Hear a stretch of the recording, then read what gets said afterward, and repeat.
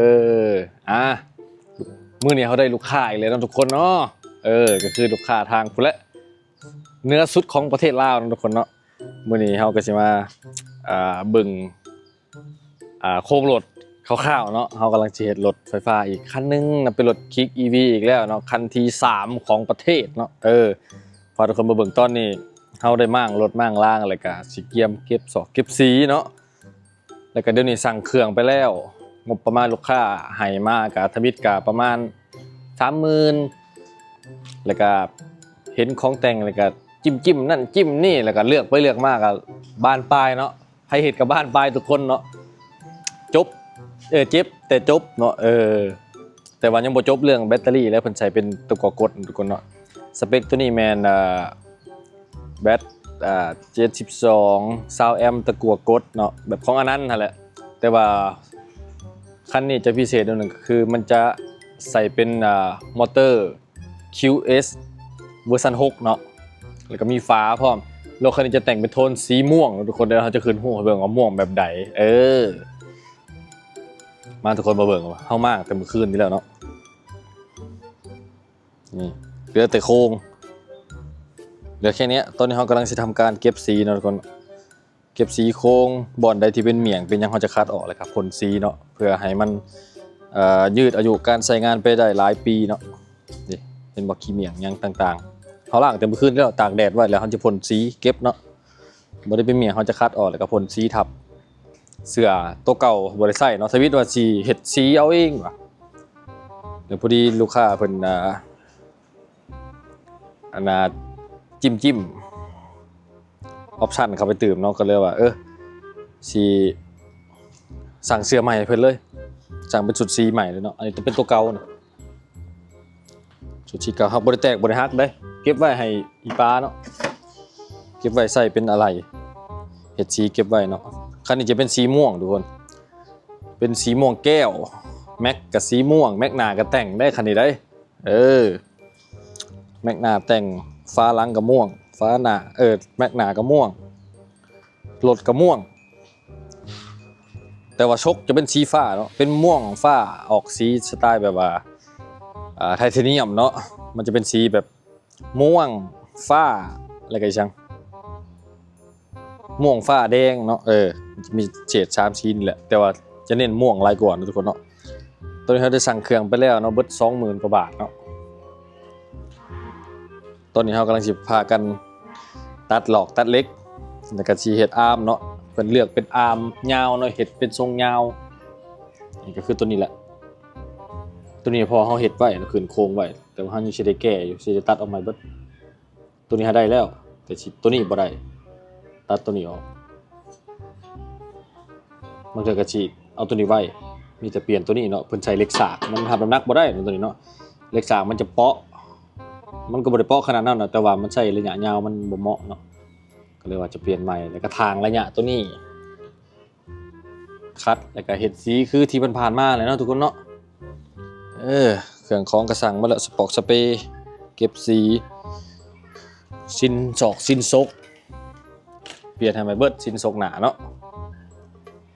แล้วก็พวกพาร์ทสุดสีดำจะเฮ็ดเป็นคาร์บอนเนาะทุกคนเนาะเป็นคาร์บอนลายตะนางบ่ได้เป็นฟอสเนาะทุกคนประมาณนี้แหละโครงบัดเครื่องของเริ่มมาเขาจะสิถ่ายให้ทุกคนเบิ่งรีวิวทุกคนเบิ่งไปเรื่อยๆเด้อจนกว่ารถจะแล้วพุ่นแหละเนาะทุกคนเนาะอาจจะเป็น 2-3 คลิป 4 คลิปก็มีเนาะบางเทื่อเฮาก็ถ่ายมื้อนี้แล้วก็มื้อต่อๆไปมีอัปเดตเฮาก็สิอัปเดตมาอยู่ในคลิปเดียวแหละเนาะทุกคนเนาะไปเฮาขอตัวไปเฮ็ดสีเก็บสีโครงรถแล้วก็เปลี่ยนชิ้นซอกชิ้นชกก่อนเนาะทุกคนเนาะไปทุกคนตัดภาพมามื้อนี้นะ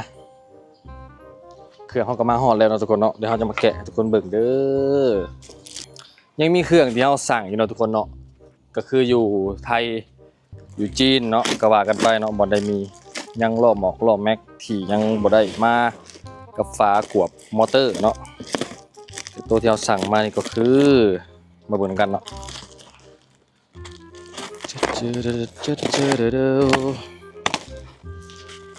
มาดูน้ำกันเลยว่ามันคืออะไรนะ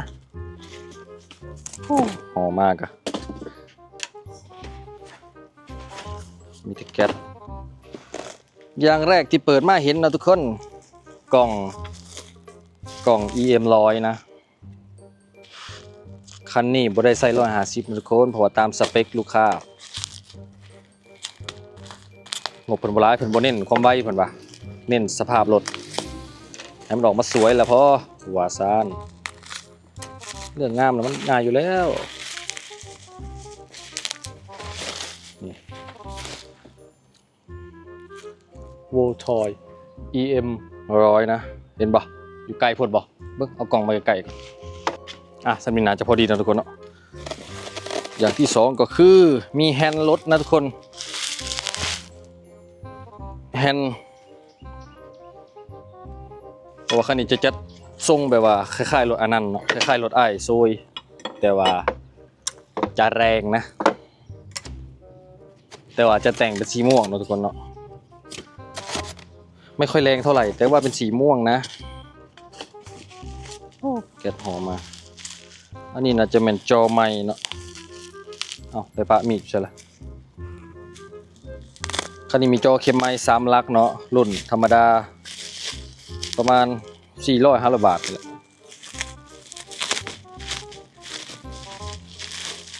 เหมือนว่า600ป่ะตัวนี้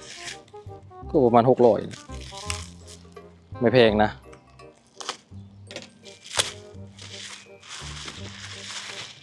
หอมมาอย่างดิบดีโอ้โหเดี๋ยวติดฟิล์มใหม่แล้วนี่ทุกคนจอนี่เป็นจอ3 ลักนี่ทุกคนเด้อมาใส่ได้เลยเดี๋ยวจะติดฟิล์มใหม่ให้พร้อมแถมฟิล์มใหม่ให้พร้อมนี่มันคืออะไรอันนี้มันก็คือสเปเซอร์เพราะว่าเขาจะใช้ปั๊มเบรกแบมโบนะใส่ปั๊มเบรกแบมโบแล้วบัดนี้มันจะติดเนาะมันจะติดมอเตอร์ถ้าเราบ่ใส่สเปเซอร์ห้องจานดิสออกไปสเปเซอร์2 ตัวละ4 มิลนะ2 อันก็เป็น8 มิลเนาะเบิ่งคือง่ายอยู่เห็นรถแต่ว่าเครื่องมันหยอกมันแยกลายเนาะทุกคนเนาะเพื่อสิเป็นคันหนึ่งตอนนี้เขาก็เฮ็ดอาร์มได้สิแล้วเนาะทุกคนเนาะเดี๋ยวเจาะหูจับชกก็ยังบ่ทันมานะชกกะนี่คือตุ๊กตาแฮนด์นะเห็นทุกคนโฟกัสบ่ตุ๊กตาแฮนด์สีฟ้าคู่กับเขาสีเงินเข้ากันบ่ฮู้เนาะลูกค้าสั่งมาเราไม่ต้องขัดใจลูกค้านะเด็กมีปั๊มเบรกสีฟ้าอยู่ฟ้าปั๊มสีฟ้าแต่กระโตเบรกการเบรกเป็นสีเทาเนาะ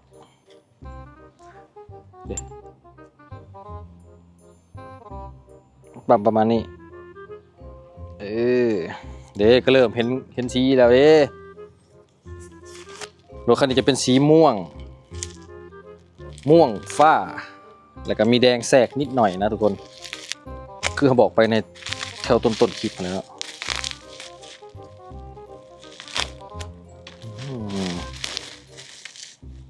เดี๋ยวอันนี้เป็นข้างขวาเริ่มเห็นภาพแล้วทุกคนนี่ก็คือจานดิสเบรกขนาด180 มิลมันจะได้190กับบ่มีซ้ำเนาะจะได้แต่งอยู่แล้วนี่จานน้อยจานลายสายฟ้าเนาะ180 มิลเคลียร์พื้นที่ก่อนเดี๋ยวทีเด็ดเขาจะมานะมี วัดโวลต์บอกสถานะไฟเนาะปัจจุบันแบบเรียลไทม์เลยอันนี้ก็คือกันดีดนะโอ้แล้วก็มีสติกเกอร์แผ่นใหญ่เนาะวัยรุ่น EV เสียเงินในเพิ่นในหลายแสนบาทเลยเนาะทุกคนเนาะถือว่าสวยๆกันไปคนลาวเฮานี่อันนี้เป็นกันดีดเนาะทุกคนเนาะแต่เฮาจะบ่ทันประกอบกันดีดก็เป็นสีฟ้าเก็บไว้ก่อนพวกนี้พวกของแต่งไว้ข้างหน้ามีอย่างอีกตัวสุดท้ายเด้อ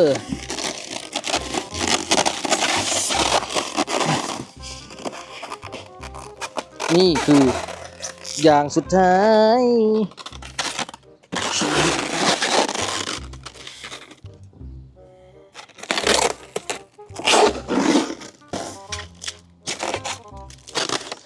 แทน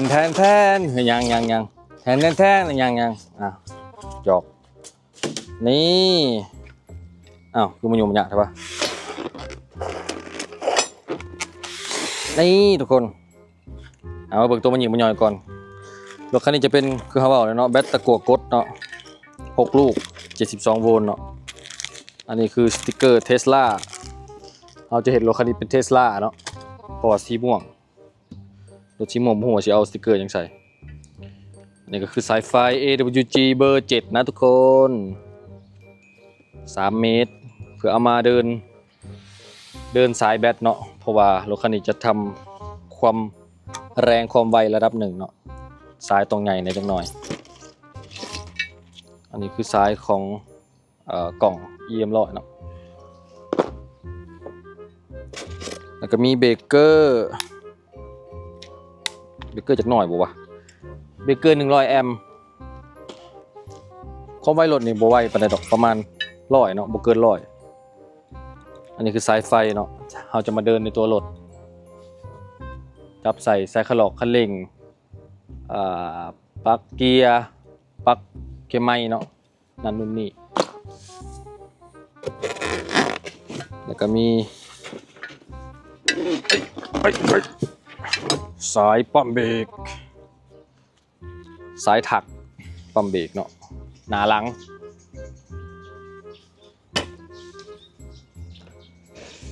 แล้วก็มี DC to DC เป็นตัวแปลงไฟจาก72เป็น12 โวลต์เนาะเพื่อใส่ในรถเนาะนี่ตัวนี้จะพิเศษนิดหนึ่งเนาะตัวนี้จะสามารถต่อสายตัวนี้มาสากโทรศัพท์ได้นะทุกคนเป็นไฟ5 โวลต์เห็น USB ออกมาแล้วก็สากโทรศัพท์ได้เลยและนี่ก็คือพระเอกของเรา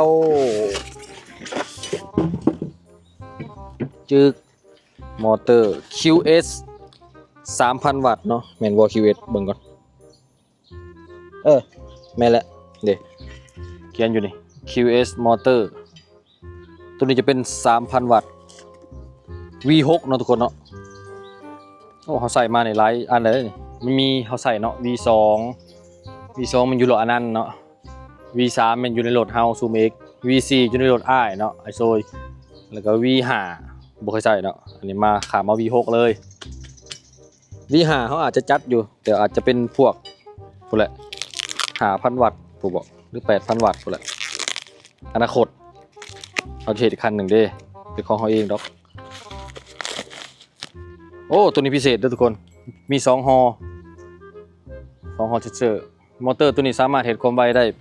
สูงสุดประมาณ170เนาะแบบเข้นชุดๆเลย170 180ได้แต่ว่าบ่รับประกันเรื่องมอเตอร์เด้อว่าสิใหม่หรือบ่ใหม่เนาะแต่เรื่องเฮ็ดได้มันเฮ็ดได้อยู่แล้วห่อไว้เหมือนเดิมนี่หน้าตามัน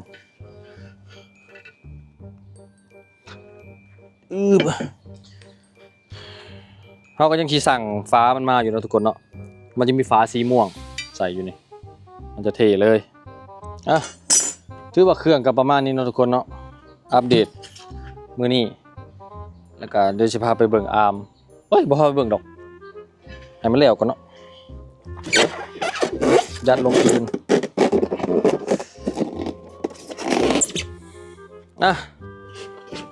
เครื่องกระชิประมาณนี้เนาะทุกคนในมือนี้เนาะเดี๋ยวเราจะไปอัปเดตกันต่อเนาะรถ บางทีเราก็เช็ดคลิปเดียวนี่แหละเนาะจนลดแล้วไปเนาะหรือว่าเกือบแล้วทุกคนเนาะเราจะตัดไปเถิดน้อยเนาะป่ะสำหรับตัวนี้กับประมาณนี้เนาะทุกคนเนาะตัดภาพไปเบิ่งเฮาเฮ็ดอาร์มแล้วเนาะทุกคนเนาะ 2,000 years later. Hello ทุกคนตัดภาพมามื้อนี้เนาะเป็นมื้อที่จักมื้อที่เท่าไหร่ละเฮาบ่จื้อละเฮามาอัปเดตโหลดให้ทุกคนเบิ่งอีกเทื่อนึงเนาะทุกคนเนาะมานี่ตอนนี้อาร์มสวิงอาร์มก็เสร็จแล้วนะทุกคนแล้วก็โชคก็ใส่เรียบร้อยแล้วแต่ยังไม่ได้ยืดแน่นเนาะเพราะว่ายังสิใส่ถาดแบตอยู่ขาตั้งสวยแฮนด์ก็สวยใส่แล้วนะเบาะก็ปาดแล้วนะแต่ว่าปาดโ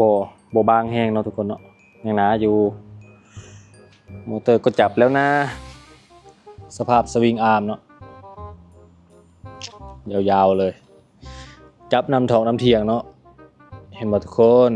ตรงหมดนะนี่ตอนนี้กำลังถ่าเครื่องมาตื่มอีกอยู่ตอนนี้ก็มาเทอละน้อยเนาะแต่ตัวสำคัญก็คือเสือรถนะเนาะถ่าเสือรถมาจากฝั่งไทยอยู่เนาะเขาสั่งใหม่เด้จักซ่าแห้งเนาะจะเห็นอะไรกำลังให้เขานำให้อยู่เนาะปกติ30,000ก็ได้แล้วและมือนี้ก็มีอีกชิ้นหนึ่งมาใหม่นะทุกคนเนาะเดี๋ยวจะพาทุกคนมาดูนะนี่เป็นกล่องเลยนะทุกคนมาดูกันว่ากล่องอะไรนี่ทุกคนกล่องสีแบบว่าพาสเทลเลยเนาะให้ทุกคนเดามันเป็นยังเนาะ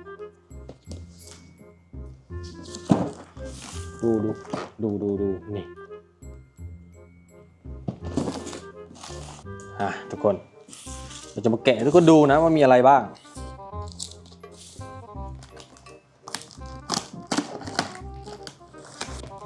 อัปเดตเครื่องเข้าใหม่นะทุกคนเนาะ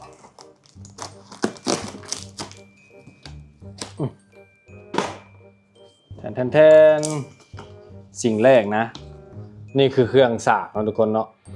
เครื่องชาร์จเจอร์72โวลต์20แอมป์ฮาวหมายความว่าเต็มสากเต็ม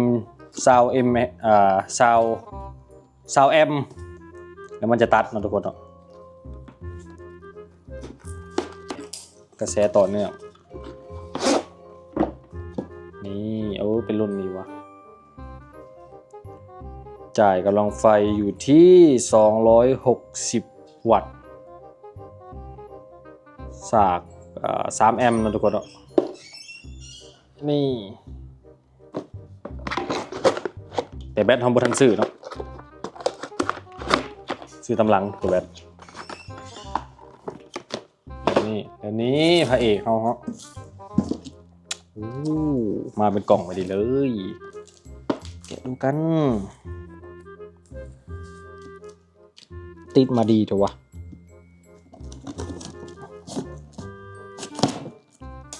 ใครได้แล้วโอ้เมื่อยหักเลยวะหอมว่ะแพ็กเกจนี่แพ็กเกจเพิ่นแล้วก็สวยว่ะแทนนี่คือล้อแม็กนะทุกคนล้อแม็ก CNC เนาะเป็นล้อของยี่ห้อสมาร์ทแม่นบอกอ่านถือว่าเขาอ่านสมาร์ทบอกว่า MSRT ล้อ MSRT นะทุกคน Racing แม่เนี่ยเขาจะขายเป็นกิ่งเนาะกิ่งเดียวกิ่งนี่ประมาณเท่าไหร่วะ 3,000 กว่าบาท 3,000 กว่าบาททุกคนงามแฮงเขาบ่เคยซื้อแม็กแต่งจักเถื่อลังเลอยู่ตะกี้ว่าจากซื้อเนาะแต่เขาบ่เคยเห็นแม็กตัวจริงมันสิงามคือเขาคิดบ่เขาก็เลยบ่ซื้อเนาะเขาก็เลยเฮ็ดชีแม็กเดิมงามอะลีเลยนี่ให้เบิ่งดีเทลเหลื่อมวิบวับข้างในนี่ยังเหลือบทุกคนเนาะในกล่องนี่แถมยังมาเนี่ยเนาะมีสติกเกอร์เนาะเป็นแพ็คไพวิเดอร์ สติกเกอร์1 แผ่นแล้วก็อันนี้น่าจะเป็นใบวารันตีหรือใบคู่มืออย่างกับอย่างวารันตีดิเด้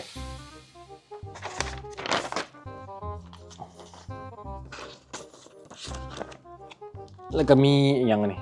ป้ายแล้วก็มีน็อตนะทุกคนถุงน็อตถุงหนึ่งโอ้งามแฮงยางตัวนี้เขาจะเอามาใส่กับแม็กตัวนี้เขาจะเอามาใส่กับยางเบอร์90นะทุกคนเนาะนี่ยางเขาก็ซื้อแล้วนี่ยางลายนี่ยางของกูดไร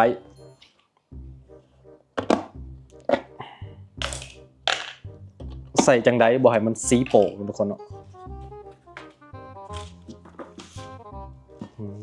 สวยมากแจ่มแห่งนี้ทุกคนเป็น CNC อะไรเลยเนี่ย CNC แล้วก็เอาไปชุบเคิร์ดไว้ยังไงอะโนไดเป็นสีม่วงเนาะม่วงแก้วคนจริงสุดสีเขาก็สั่งมาเป็นม่วงแก้วเนี่ยนะทุกคนเนาะแจ่มแห่งเดี๋ยวเขาจะเอาไปใส่ยางอะไรกับไปหาใส่รถนะทุกคนเนาะจะเป็นจังไดเนาะทุกคนโอ้ขั้นตอนการใส่ยางนะครับว่ายางเป็นหอยดิเขาจะพยายามบ่ให้เป็นหอยเนาะป่ะทุกคนอัปเดตกันไปเรื่อยๆเนาะใส่ยางก่อนเด้อ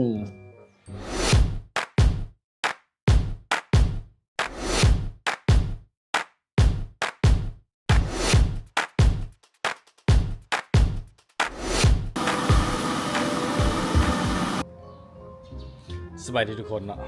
มาหอดมือนี้เป้าคลิปนี้กินเวลาไปโดนเติบได้แต่ว่าเราจะเห็นเป็นคลิปเดียวเลยทุกคนเนาะเนี่ยมาอัปเดตรถเด้อสภาพเป็นอะไรตอนนี้เนาะไลฟ์ขั้นตอนเขาก็บริถ่ายทุกคนเบิ่งเขากระชีมาให้ทุกคนเบิ่งในมื้อนี้แหละตอนมาแล้วนี่แหละนี่เป็นคันเลยเด้อทางหนองทางหนาประกอบละกบยิ่งเขาใส่เบลลิเทียมแล้วก็ประกอบขี่แลนไปเชโนแล้วเนาะทุกคนเนาะเทสระบบไฟระบบยังก็ถือว่าโอเคเลยแหละนุ่มๆนิ่มๆบ่มีสั่นเนาะเพราะว่าแม็กนี่นิ่งแฮงทั้งแม็กทั้งยางแล้วก็ซกเขาเซตเป็นแบบระบบเดิมเนาะตอนใส่ลิเธียมมันจะเบาๆแหว่งๆแต่ตัวนี้มาเปลี่ยนเป็นตะกั่วกดเนาะโอ้ลูกค้าสั่งเป็นตะกั่วกดงบยังบ่ถึงเนาะก็เลยใส่ตัวไปก่อนนี่เฮาได้แก้ฐานแบตทุกคนที่วิถาดแบตเฮาใส่เป็นตัวนี้เอาตามขนาดเก่าของแบตเก่าเนาะพอแบตเฮามันเป็นรุ่นเก่าแล้วมันหน่อยกว่าบอกเข้าใจกระเซ้าแอมคือกันแต่ว่าบัดใส่แล้วสั่งแบตมาแล้วผัดว่าใส่บ่ได้เนาะทุกคนก็เลยได้เห็ดแบตฐานแบตใหม่แกะฐานแบตใหม่เมื่อคืนนี้ดีเต็มตันเลยเนาะน้ำหนักกะชื่อว่าโอ้สมควรเนาะ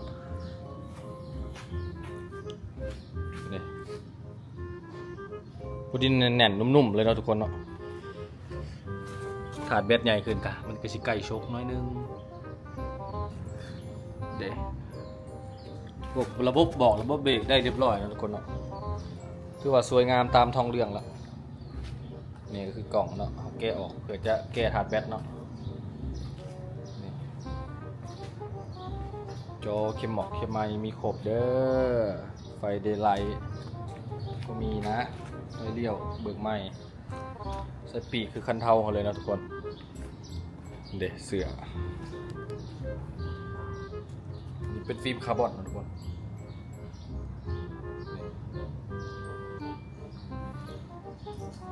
ตอนนี้เขากำลังเห็ดอันนี้นะทุกคนเนาะหัวสายไฟเขาหัวสายอยู่เนาะเดี๋ยวให้ทุกคนเบิ่งเขาเห็ดเมื่อคืนจนบ่ายโมงเพราะว่านอนกับนอนบ่รับเนาะเห็ดจนมันอยากนอนรับแล้วก็ไปนอนอย่างบาดเดียวเลยเนาะนี่คนเขาสายก็คือสายแบบนี้เขาบัดเกาะบัดกี้ข้างในได้ปลายสายนี่บัดกี้ข้างในเป็นสาย AWG เบอร์7เนาะทุกคนเนาะใหญ่ๆเลยทนกระแสสูงทนความร้อนสูงก็จริงตะกั่วกดกะใส่เบอร์10นี่ก็โอเคแล้วแต่ว่าเขาจะให้มันเรือนะทุกคนนะให้มันแล่นเรือๆเลยนะหัวกะประมาณนี้เป็นหัวทองแดงเด้อเดี๋ยวจะเข้าซ้ายไหม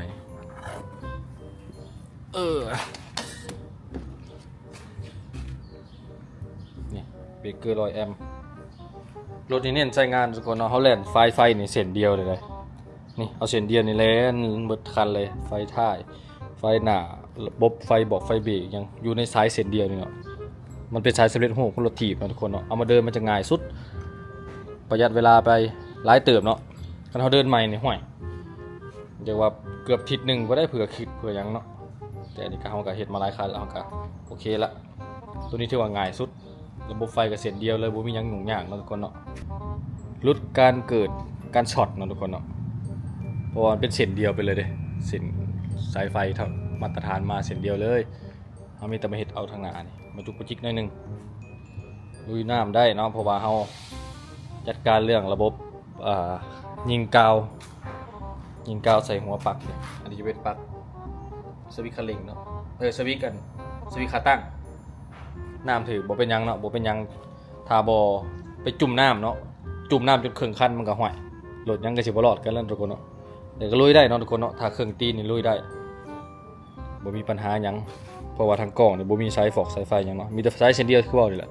แล่นมาเลยวันนี้ก็สิเตรียมเฮ็ดที่ยึดแบตแล้วก็ประกอบแล้วทุกคนเนาะมื้อนี้อาจจะแล่นได้เนาะเดี๋ยวเราจะมารีวิวเต็มให้ทุกคนเบิ่งอีกคลิปต่อไปนะทุกคนเนาะสำหรับคลิปนี้เราก็สิกักไว้ก่อนนะทุกคนเนาะให้มันจบเพียงเท่านี้เนาะที่เฮาประกอบรถมาตั้งแต่แรกเนาะตั้งแต่สั่งของสั่งเครื่องมา